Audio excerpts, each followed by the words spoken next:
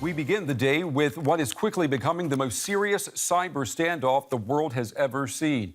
U.S. President Obama says Russian President Putin was behind cyber attacks aimed at helping Donald Trump become the next president.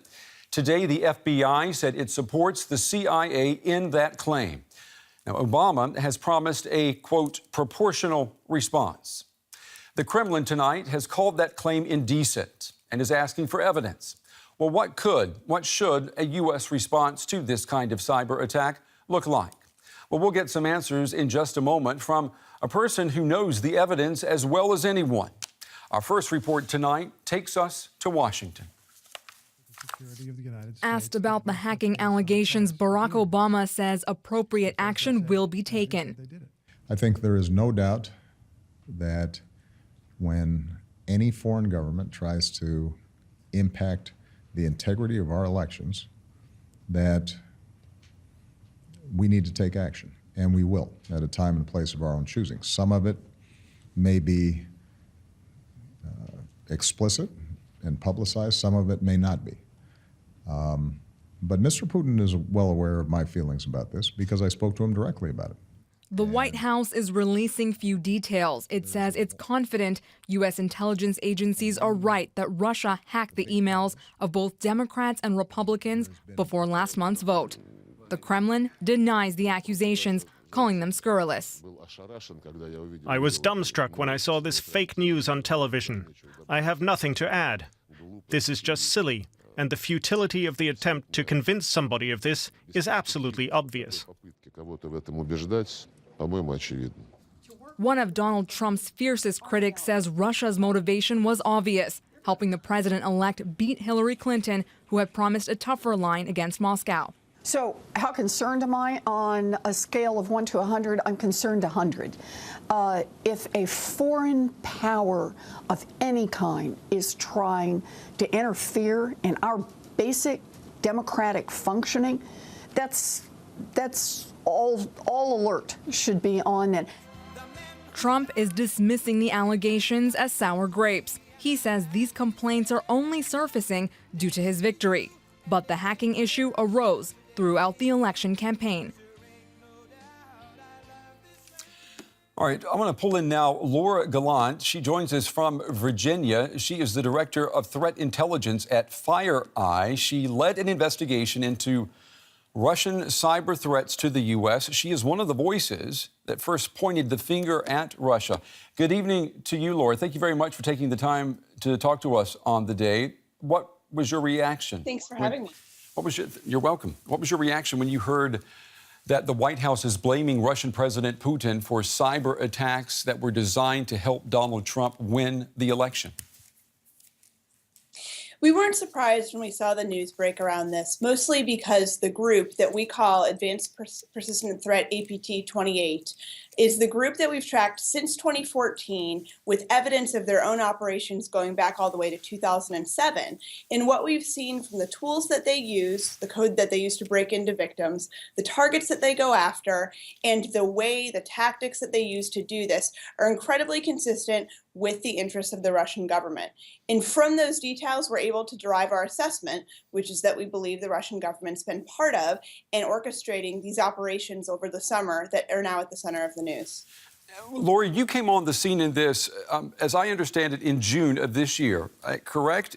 And was there enough evidence before the election for the U.S. president to go public and say that Moscow is trying to influence the election? And in other words, why so late? I mean, couldn't the U.S. president, did he have the evidence to say we need to retaliate much sooner than today?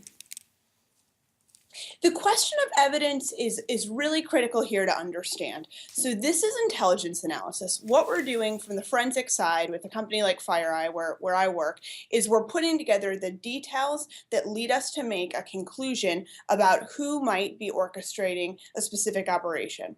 That's just the network piece. Now, what we're talking about in the broader investigation that's come to light is how this is a much broader information operation. So this is more about hearts and minds things in addition to the bits and bytes that underscore it. And that's what's made proof for evidence really difficult concepts here, because we don't have a smoking gun per se that directly links the Kremlin to these specific acts. But that's also the brilliance of this. You're able to have an effect. That's the way that the Russians frequently talk about this. You're able to have an effect in the information space by using a variety of tools, hacks, and then the leaks of specific documents, and then the third critical part, which is the media's ability to drive the narrative based on what was hacked. So, for instance, this summer, when the DNC, the Democratic National Committee, was hacked, what came from that was the dialogue about Bernie Sanders being looked down upon by party leadership.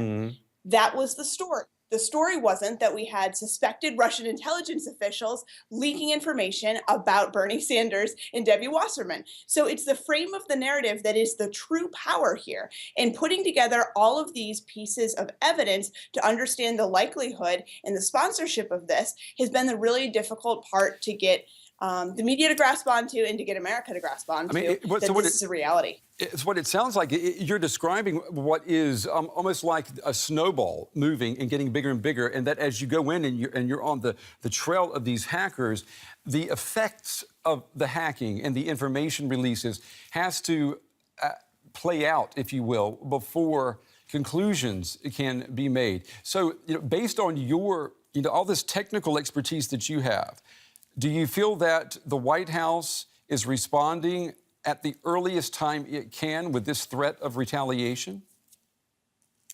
Well, the White House is really in a catch-22 here. So because this is such a hybrid type of warfare, it's a hybrid operation. You're using this long tactic called kompromat, for instance, in Russian, where you take key information and you leak it. You're using tools that are known to be used by these Russian-sponsored groups, and then you're able to see how the narrative plays out. Putting together that story and warning people about it is something that the government tried to do back with this October 7 memo, where the Director of National Intelligence and the Department of Homeland Security came out and said the Kremlin is actively orchestrating operations linked to what happened this summer.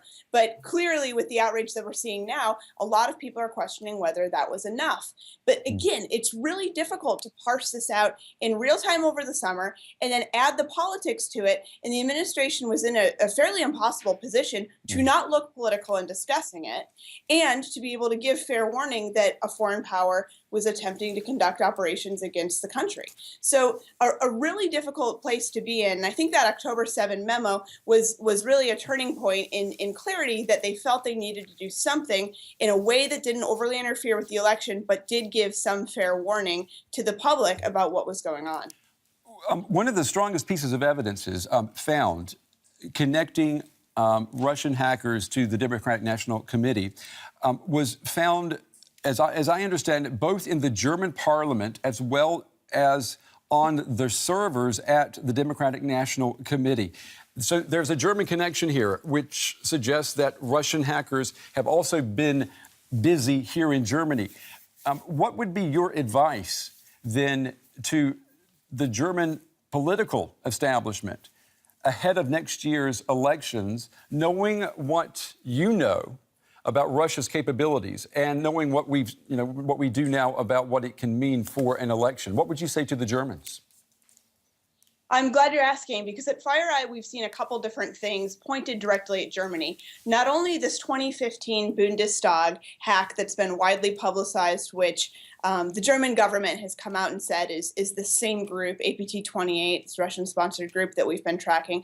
But we've also seen indications that the networks of handles on Twitter, for instance, who are good indications of the type of issues and type of targets and narratives that this group, APT28, puts out, they've been pushing discussions around anti-Angela Merkel type of rhetoric, nationalist parties within Germany, anti-refugee, anti-Syria, anti-Muslim narratives, and we're starting to see the same types of topics but in a German context, pushed with these different mechanical operations that are part of what we've seen over time here in the U.S. So come August, come September, as the election season really heats up in Germany and you go into the elections, I think we really need to be on watch, and the media in particular needs to be on watch for how a very similar type of compromise and operation could be influencing Germany.